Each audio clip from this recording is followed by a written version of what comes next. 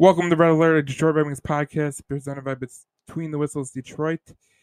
We are doing our Detroit Red Wings prospect report like we've done all season, where we profiled the prospects that are in the Red Wings system.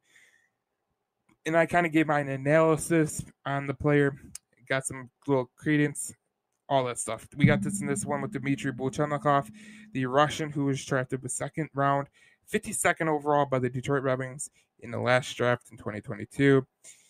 This is a kid who has a lot of talent. If you look at his stats in the MHL, he played in 56 games, 41 goals, 34 assists, 75 points. He was a 1.34 points per game player. In the playoffs, 9 games, 9 goals, 5 assists, 14 points. This is a kid who has an extreme upside. He's a really good offensive player. One of the things I noticed when I was looking at the stats in the MHL, he did have a good plus minus in regards to the players that were higher offensive players. It wasn't really that big of a drop off. When he gets to the NHL, he's going to have to learn how to play defense. Obviously, that's the case. When he gets in the Red Wings system, they'll teach him. He's going to be a work in progress.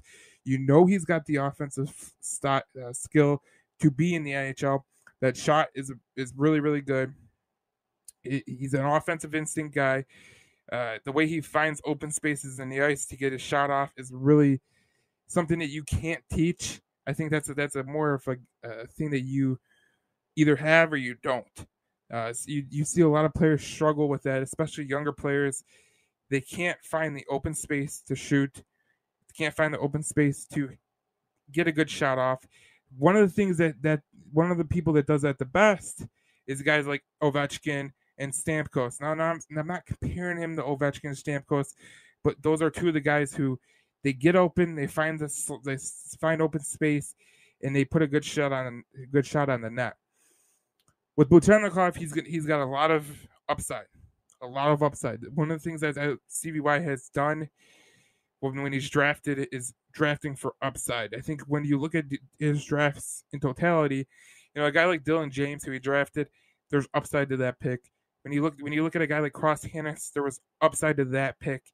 There's a lot of upside to some of these players that Stevie Y likes to draft, but there's also a middle floor and a high ceiling. When you talk about a high ceiling and a middle floor means it's not as big of a drop off from the high ceiling. Buchelnikov is a really good player. There's things that he needs to get ironed out when he gets through the system and everything, but at this point, you look at this guy, and there's a spot in the league for him. There's no doubt about that. Eventually, I think you'll see him in a power play, kind of like a David Perron. I don't think he's going to be some superstar, but there's potential to be a superstar. It's just how he develops in his progress. He's only 18 years old, so there's a lot of time. And there's a lot of ways that he can improve his game going into the Detroit Red Wings system. It'll be interesting to see when they sign him.